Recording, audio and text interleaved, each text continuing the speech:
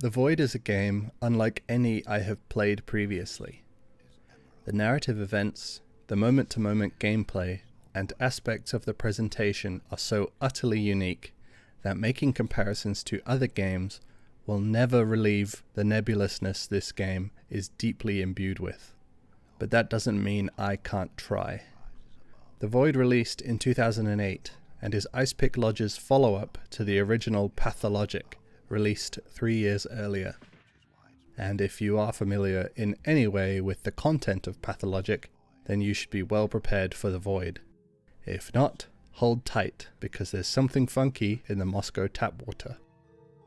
As far as trying to assign a genre to the Void, my best guess would be to classify it as a management game, in much the same way that Death Stranding is a management game.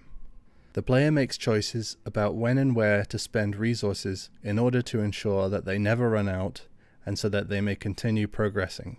This resource is referred to as color, and it comes in two forms, lympha and nerva.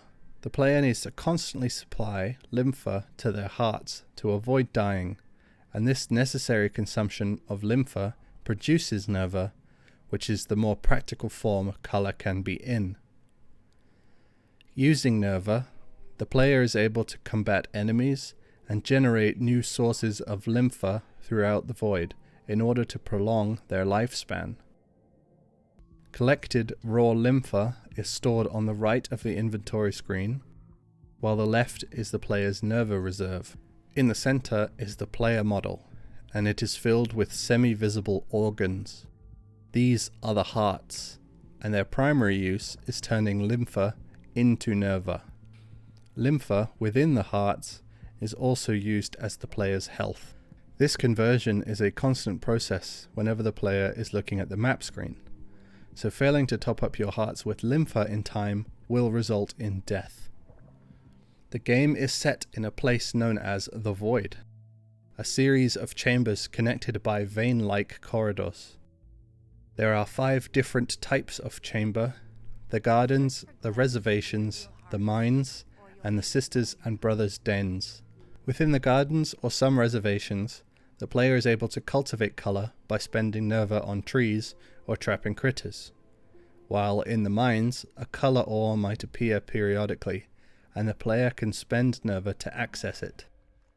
All of these sources deplete over time, and it's up to the player to appropriately manage these various nodes, else they fully deplete too much and become unable to survive. The sisters inhabit the larger chambers, which the smaller chambers orbit, and refuse access to the player if they do not supply the sister with a large helping of nerva.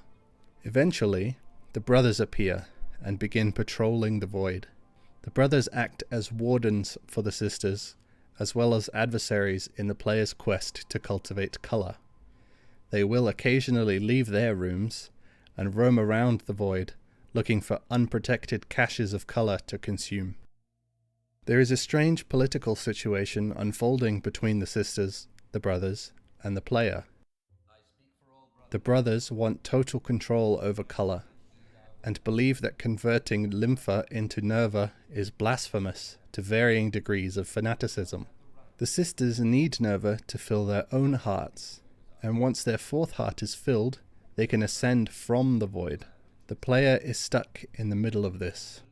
If they do not adhere to the brothers' demands, they will be attacked, and will most likely not be able to defeat their attacker. Though, doing as the brothers say will result in the Void losing all color, and ultimately the player will die along with it. Somebody has to ascend, and the player has to be somewhat subtle in their plot to do this. A sister can only consume 2 of the 7 colors, so the player cannot simply rely on 1 or 2 for the entire game. Eventually, the brothers will discover that the sisters are somehow getting nerva. This will cause one of the more aggressive brothers to attack the player, which plays out as a boss fight. After the player wins, the brothers will decide that the sisters are likely conspiring to collect color somehow, and the player will be left alone. Instead, the brothers will systematically select and torture the sisters to try to discern how they are getting nerva. The player can choose to fight the brother and prevent them from killing the sister, but this is expensive, since attacking costs Nerva. The gameplay of these fights is acceptable, within the context of the game, but as far as quality boss design goes, they are rather weak. The brothers and the monstrous bosses are susceptible to using a single attack repeatedly until they fall over. But an alternative boss style is difficult to imagine considering how the combat system works. The experience of playing the Void is uniquely harrowing. I've seen the game described as a horror game, and while I strongly disagree with that assessment, I can absolutely understand why it has been made. The chambers are desolate. The enemies are unsettling.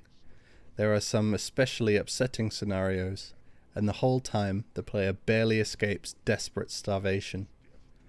But I never felt fearful, only stressed and unsettled. Well, excusing the jump scare birds.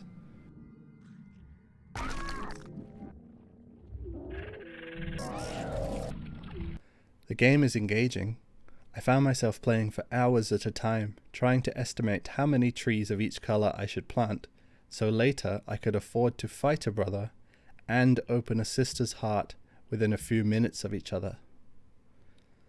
Learning the glyph symbols was also interesting, but the game is relentlessly unforgiving.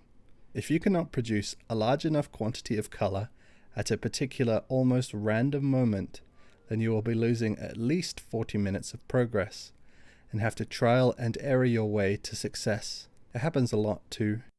I am a firm believer that video games don't have to be fun, and I also think that it is reasonable for a game to ask a lot from the player. But the Void takes inflicting desperation on the player and punishing them for failing a bit too far. While you struggle, there are some bizarre locations to wander through, with impressive music to set the scene. The sisters inhabit locations that are drastically different from each other. The first chamber is a long, dilapidated greenhouse that a large tree has grown up and out of. Another sister can be found within a fantastical metal forge, or in a run-down apartment. These chambers are unlike the environments within their orbiting rooms. The smaller rooms are mostly comprised of long-dead orchards and enormous stone quarries. The texture work on the environments is still excellent today, but the palette rarely moves beyond grey and brown. The brothers are supposed to be unsettling, and that certainly rings true, but for Triumphator, it isn't because the model holds up. And Montgolfier's parachute pants are a little out of style now. The sister models are also mostly okay. I especially like their interesting outfits while they're waiting to be interacted with. Then they take all their clothes off for some reason, and I'm not entirely sure why. Fortunately, Ice Pick Lodge were classy enough to not put jiggle physics in. Dodged a bullet there. The music is genuinely excellent though. The tracks range from ethereal ambience to tense, understated electronic music. And while the range isn't gigantic, it perfectly captures the mood that each room has been designed to inspire. How the Void came to be is one of the few narrative elements that has a clear answer. As for who the brothers and sisters are, or what colour is, I have a theory. An authoritarian organization patrolling throughout their territory, keeping a watchful eye on their locality, and seizing the resources the people need to survive. They are suspicious and execute anyone they deem to be against their cause. It seems like an allegory for the USSR to me. Ice Pick Lodge being based in Moscow only makes me more confident in this. As for the actual events within the game, the player has died or is comatose and must find a means to ascend from Purgatory and return to life. A human figure constructed from light and petals guides the player through dreamlike sequences through the neighborhood they must have lived in together. This is the same part of town that Ola's apartment looks onto, and I think Ola is the player's grieving fiancée. The other sisters are personifications of reasons the player should want to return to life. while the brothers are their personal demons that they might wish to relieve themselves from when they return. The player can then choose a sister and allow her to ascend, escaping the nightmare that is the void. If art's only responsibility is to inspire an emotion in those who view it, any emotion, then the void is objectively a fantastic artwork. The oppressive atmosphere and the desperate gameplay will leave any player with a sense of foreboding, nervous of authority, or uncomfortable around dead plants. The small details, like the wedding dress or the moon's watchful eye, will be chiseled into my memory and frame my experiences with other strangeness in games. A film with this tone only takes an hour or two, and then you get to climb out of that purgatory chamber. The Void took me 25 hours to finish. 25 hours of this bleak, despondent nightmare. I don't think I'll ever play this game again.